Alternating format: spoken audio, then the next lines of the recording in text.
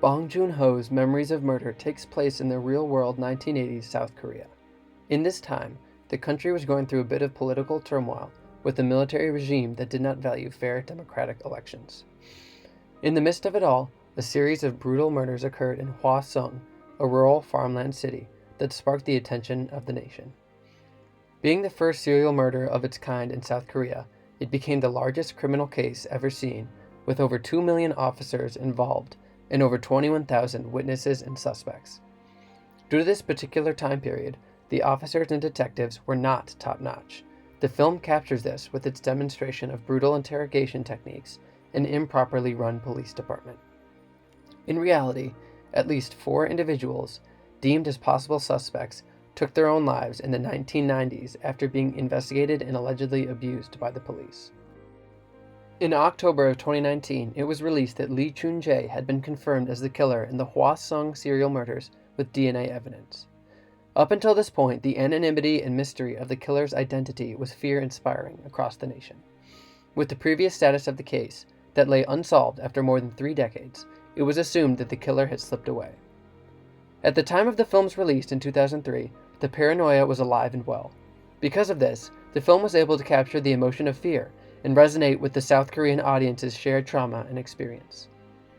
Throughout the film, the main character, Detective Park, had been trying to solve the case of the serial rapes and murders.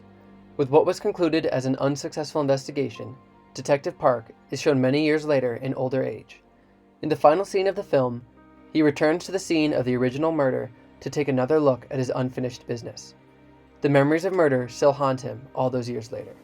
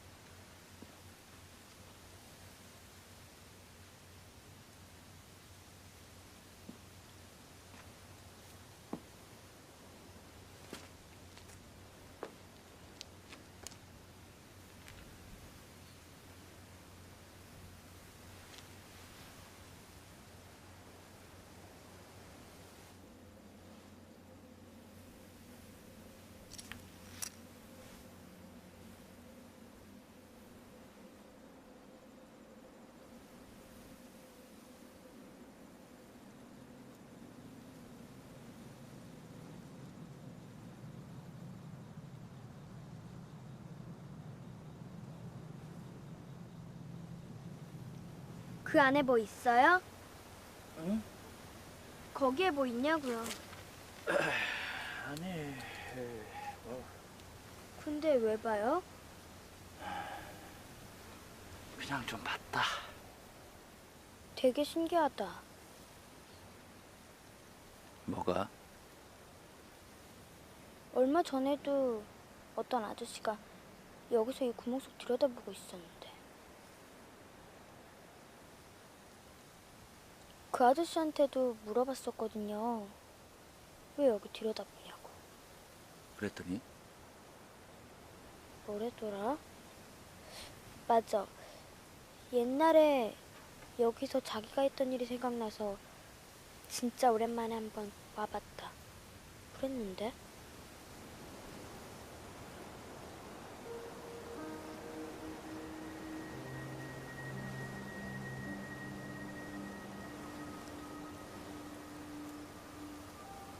그 아저씨 얼굴 봤어?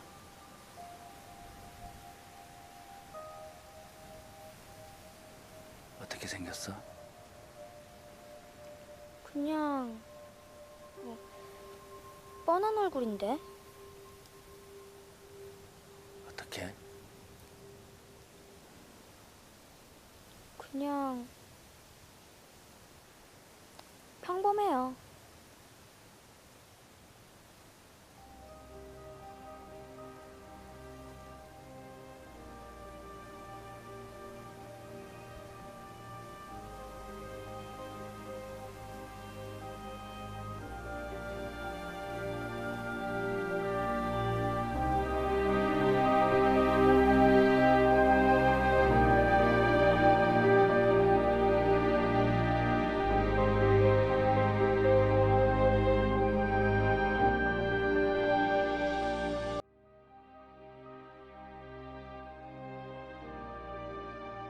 After the girl explains that a man was just here, revisiting the place he did something long ago, it is clear that she saw the murderer.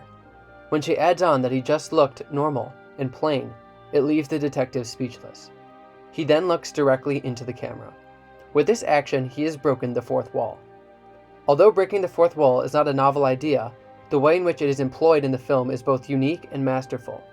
Since this film was based in reality, there is an elevated level of profoundness and impact on the audience, since the ending forces them out of the passive role of spectatorship.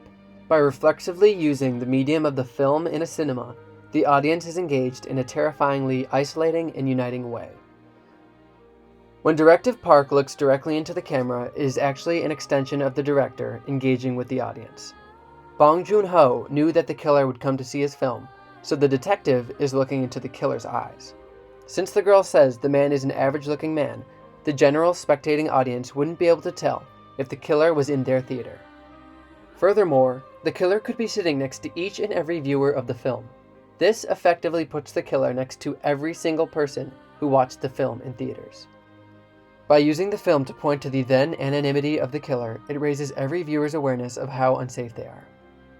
In every theater across South Korea, the audience leaves their role as a passive spectator who can enjoy the big screen carefree.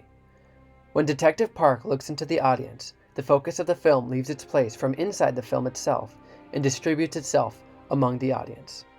This makes everyone aware of both the possibility the killer is sitting next to them or is walking free in their own country.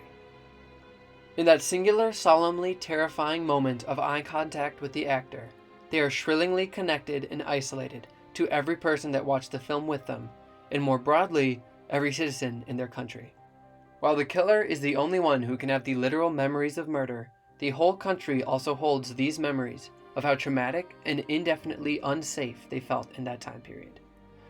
With this, the film has reflexively understood its power as a medium that can impact spectators on a level beyond something else a normal fictional film could offer. Its utilization of the real-world happenings takes its significance to a higher status, pushing every viewer out of their comfort zone as a consumer of entertainment and redirects their thoughts towards the threats around them. In the end, director Bong Joon Ho did recreate the memories of murder, and in the process elicited an unprecedented emotion from his South Korean spectators.